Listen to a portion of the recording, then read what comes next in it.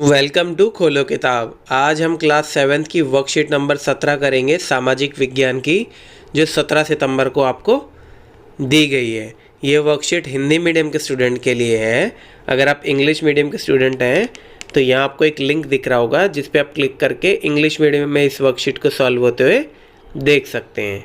अगर आप चैनल पर नए हैं तो इसको सब्सक्राइब कर दें और वीडियो पसंद आने पे लाइक, कमेंट और शेयर करना ना भूलें। तो चलिए स्टार्ट करते हैं। सबसे पहले विद्यार्थी अपना नाम लिखेंगे, यह कक्षाध्यापक का नाम हो जाएगा। तो इस वर्कशीट में हम बात करेंगे वायु की। पृथ्वी के चारों तरफ कौन सी वायु है, किस किस प्रकार की गैसें हैं वायु में। तो चलिए देखते हैं। पृथ्वी के चारों ओर फैले वायु के आवरण को वायुमंडल कहते हैं। तो किसको बोलते हैं? वायु के चारों तरफ फैले हुए आवरण को वायुमंडल मतलब एटमॉस्फेयर बोलते हैं। पृथ्वी पर सभी जीव जंतु जीवित रहने के लिए वायुमंडल पर निर्भर हैं। क्यों? क्योंकि सबसे ज़्यादा ज़रूरी होती है हमें ऑक्सीजन लेनी, और प्लांट्स को कार्बन डाइऑक्साइड चाहिए होती है। तो ये सारी चीज़ें हमें कहाँ से मिलेगी? वायुमंडल से। यह हमें सांस लेने के लिए वायु प्रदान करता है एवं सूर्य की हानिकारक किरणों से हमारी रक्षा करता है। सूरज से किरणें आती हैं अल्ट्रावायलेट रेडिएशन ए बी वाली, वो क्या करती है? वो कैंसर कॉज करती हैं। तो हमारे वायुमंडल के ऊपर ओजोन लेयर होती है एक, वो क्या करती है? वो उस हानिकारक किरणों को हमारे तक पहुंचती नहीं है। वो एक तरीके से सुरक्षा कवच बनाती है अल्ट्रावायलेट रेडिएशन से। यदि वायुमंडल न हो तो हम दिन के समय सूर्य की अत्यधिक गर्म किरणों से जल सकते हैं एवं रात के समय ठंड से जम सकते हैं। अब वायुमंडल होता है तो सूरज की गर्मी को वो अपने यहीं रोक लेता है दिन में, ताकि रात भी थोड़ी सी गर्म ही रहे, और अत्यधिक गर्मी ज़्यादा किरण आने से भी बचाता है। अतः वायुमंडल पृथ्वी में रहने योग्य तापमान बनाए रखता है, इसीलिए हम सब जिंदा हैं। जिस वायु का प्रयोग हम सांस लेने के लिए करते हैं वास्तव में वह एक अनेक गैसों का मिश्रण होती हैं। काफ़ी सारे गैस होती हैं, उसमें सबसे ज़्यादा कौन सी होती है? अभी मैंने पहले बताया भी है, नाइट्रोजन करीब 78%, फिर 21% आती है आपकी ऑक्सीजन, फिर गैस होती है आर्गन 0.93%। ये वही वाली गैस है जो अपने बल्ब के अंदर भी आपको मिलती है, और ये इनर्ट गैस होती है, ये किसी से रिएक्ट नहीं करती। तो ये सारी चीज़ें गैसें हैं। और क्या होता है वायुमंडल की प्रमुख गैसों में? नाइट्रोजन 78% सर्वाधिक ज़्यादा मिलती है। पेड़ पौधों को बढ़ने में भी सहायक है, पौधों को नाइट्रोजन भी ज़रूरत पड़ती है। ये आप पढ़ेंगे आगे नाइट्रोजन फिक्सेशन कैसे होता है। फिर है ऑक्सीजन, 21% ऑक्सीजन होती है जो सभी जीव जंतुओं के लिए ज़रूरी है। कार्बन डाइऑक्साइड 0.03 है, वह भी मनुष्य व जीव जंतु दोनों ऑक्सीजन लेते हैं और कार्बन डाइऑक्साइड छोड़ते हैं। इसके अब उल्टा क्या होता है? पेड़ पौधे कार्बन डाइऑक्साइड लेते हैं और सूरज की रोशनी में फोटोसिंथेसिस करते हैं, जिससे वो ऑक्सीजन देते हैं। और वर्षों की उपयोगिता के बारे में बताया गया है। यदि हम पेड़ काटते हैं तो वायु में ऑक्सीजन और कार्बन डाइऑक्साइड का संतुलन बिगड़ जाता है, क्योंकि अगर हम पेड़ काटेंगे तो कार्बन डाइऑक्साइड ज़्यादा हो जाएगी, ऑक्सीजन कम हो जाएगी। इसलिए हमें पेड़ नहीं काटने चाहिए। ऑक्सीजन की मात्रा पेड़ लगाने से बढ़ती है, इसलिए हमें अधिक से अधिक पेड़ लगाने चाहिए। अब ये आपको अगर फ़ोटो क्लियर नहीं है तो मैं इसको जूम करके दिखा देता हूँ कौन सी गैस कितनी है आपके वायुमंडल में।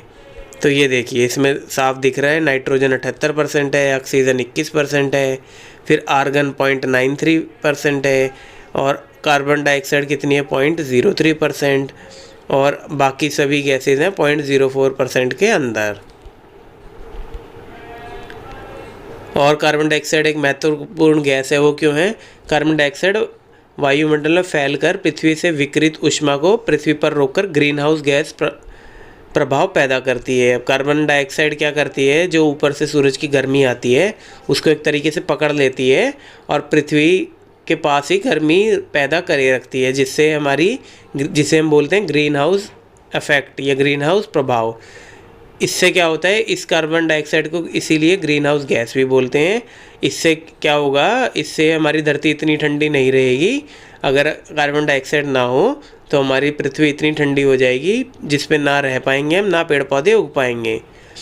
तो इसीलिए ये कार्बन डाइऑक्साइड ज़रूरत है, बट ज़रूरत से ज़्यादा हो जाए तो हानिकारक भी है। कैसे कि जब कारखाने कार के धुएं से वायुमंडल में इसका स्तर बढ़ जाता है, तब इस ऊष्मा के द्वारा पृथ्वी का तापमान बढ़ जाता है। इससे क्या होता है, ग्लोबल वार्मिंग, आपने एक वर्ड सुना होगा, आजकल ज़्यादा फेमस है।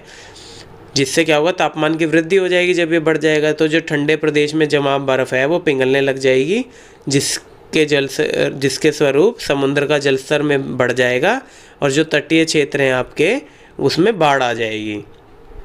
दीर्घ अवधि में इसके कारण जलवायु में अत्यधिक परिवर्तन हो सकता है, जिसके फलस्वरूप कुछ पौधे और पशु लुप्त हो गए हैं या हो सकते हैं।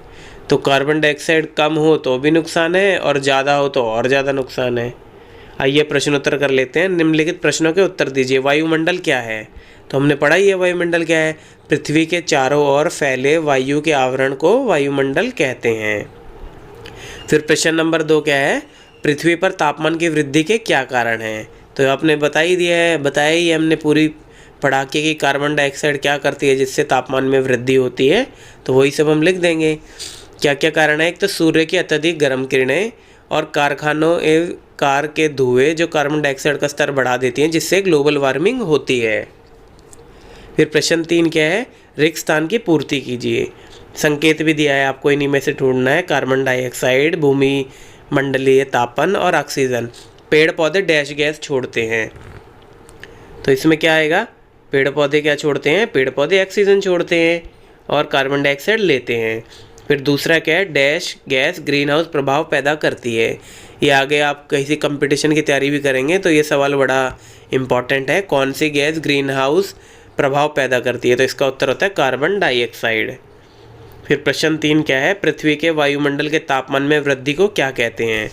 तो इसका ये हमें पता ही है, हम क्या कहते हैं, इसको कहते हैं भूमंडलीय तापन। फिर प्रश्न नंबर 4 क्या है, मिलान करिए। हमें इनको आपस में मिलान करना है। अब हमने देखा था उस फोटो, आपको याद होगी, नाइट्रोजन कितना होता है? 78% होता है। तो पहले का आ जाएगा ग 78। फिर ऑक्सीजन हमने पढ़ा था 21% होता है, दूसरा सबसे ज़्यादा, तो घ हो जाएगा दूसरे का 21%। कार्बन डाइऑक्साइड हमने पढ़ा था 0.03% होती है कार्बन डाइऑक्साइड, ये भी एक ज़रूरी गैस होती है, तो इसका हो जाएगा ख। और आर्गन होती है 0.93, तो इसका हो जाएगा ड। और अन्य गैस होती है 0.04, इसका हो जाएगा क।